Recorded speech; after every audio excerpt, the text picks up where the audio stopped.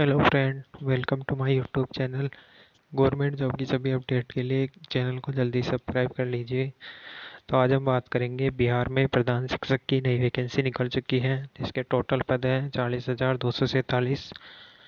इसके लिए ऑनलाइन आवेदन कर सकते हैं आप। ऑनलाइन आवेदन की सभी जानकारी आपको दी जाएगी।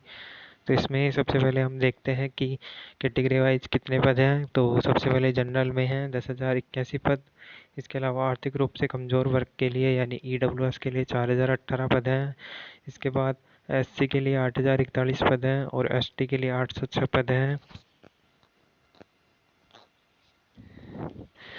इसके अलावा एमबीसी के 10,056 पद हैं और ओबीसी के 7,245 पद हैं। इसके अलावा 35% रिजर्वेशन महिलाओं को दिया गया है। तो टोटल महिलाओं के लिए 14,093 पद हैं। इसके अलावा इसमें जो स्वतंत्रता सेनानी हैं जिन्हें केंद्र द्वारा पेंशन स्वीकृत है के पोता पोती नाती, इनके लिए भी 2% रिजर्वेशन है। इनके कुल पद 803 हैं। इसके अलावा पीएच कैंडिडेट के लिए बी पद रिजर्व हैं, ये आप देख सकते हैं। इसके बाद हम नीचे आते हैं तो यहाँ बता रखा है कि पदों की संख्या घट और बढ़ सकती है। इसके अलावा वेतनमान आपको बता रखा है कि प्रारंभिक वेतन होगा वो 30,500 होगा। और उसके बाद हम देखते हैं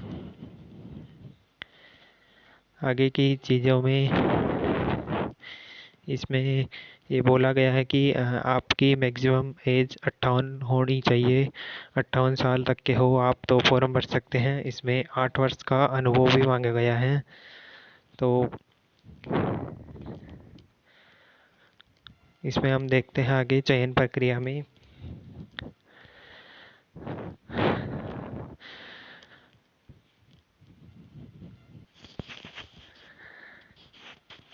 तो चयन प्रक्रिया देखने से पहले ये बता दें कि सरकारी प्रारंभिक विद्यालयों में न्यूनतम 8 वर्षों का शिक्षण अनुभव प्रमाण पत्र देने हेतु सक्षम प्राधिकारी जिला शिक्षा पदाधिकारी होंगे। तो ये 8 वर्ष का अनुभव जरूरी है आपको सरकारी स्कूलों में। और इसके अलावा हम चयन प्रक्रिया में लिखित परीक्षा होगी। तो इसमें ये 2 भाग में होगी। तो एग्ज़ाम में सामान्य अध्ययन आएंगे, 75 क्वेश्चन आएंगे, जिसके टोटल 150 क्वेश्चनों में से 75 क्वेश्चन तो सामान्य अध्ययन के होंगे। इसके अलावा 75 क्वेश्चन डीएलएड विषय के होंगे। 2.5 घंटे की परीक्षा होगी और कुल अंक 150 होंगे, यानी एक क्वेश्चन 1 नंबर का होगा। तो यह जो प्रश्न पत्र है वो 2 भागों में विभक्त होगा, भाग 1 और भाग 2। ये आपको दे रखा है। भाग 1 सामान्य अध्ययन का यानी जीके का है। इसमें प्राथमिक गणित आएगी यानी मैथ आएगी, रीजनिंग आएगी, करंट आएगी, करंट जीके, साइंस और जीके पूरी आएगी।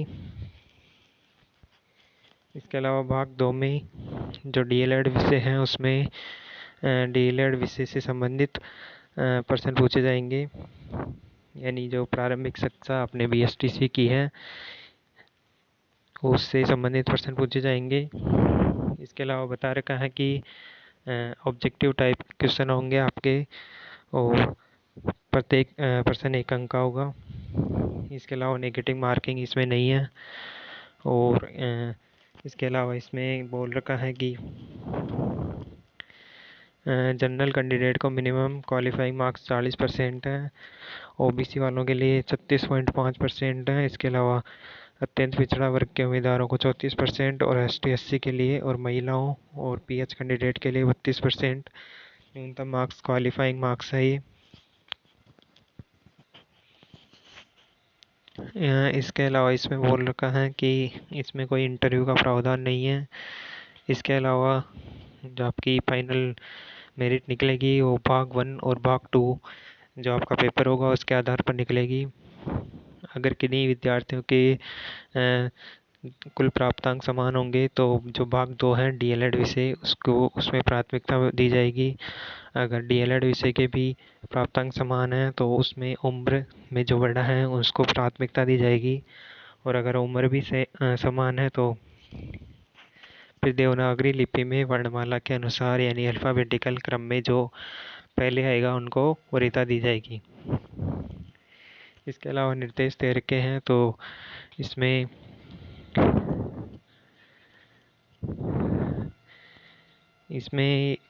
कह रखा है कि मैक्सिमम अभी एग्ज़ाम 3 बार ही दे सकते हैं, यानी 3 बार परीक्षा में बैठ सकेंगे। इसके अलावा ये रिजर्वेशन के बारे में पढ़ सकते हैं आप।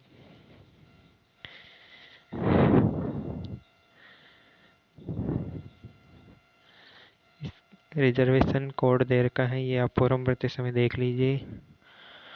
इसके बाद इसमें आगे देखते हैं।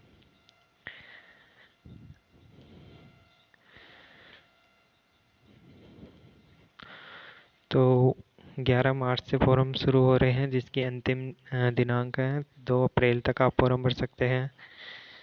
इसके बाद मतलब जो एक्सपीरियंस सर्टिफिकेट मांगा गया हो वो लास्ट डेट से पहले का होना चाहिए, 2 अप्रैल से पहले का होना चाहिए। इसके अलावा सही सही फॉर्म भरें और फॉर्म गलत नहीं भरना है। इसके अलावा इसमें डॉक्यूमेंट के बारे में बता रखा है, ये देख सकते हैं आप।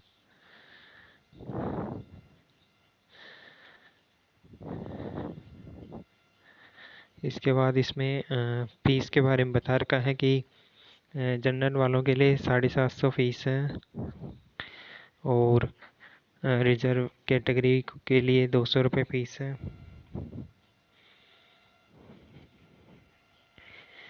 इसके बाद आप जानकारी दे रखी है फॉर्म भरने के लिए।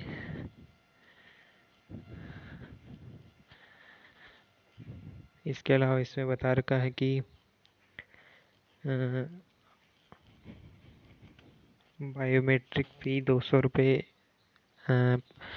भी देनी होगी इसमें।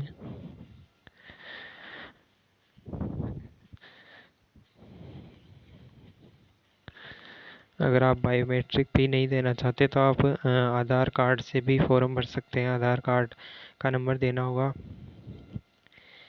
इसके अलावा जानकारी पढ़ सकते हैं, इसमें बता रखा है कि 11 मार्च से 2 अप्रैल तक फॉर्म भर सकते हैं आप। और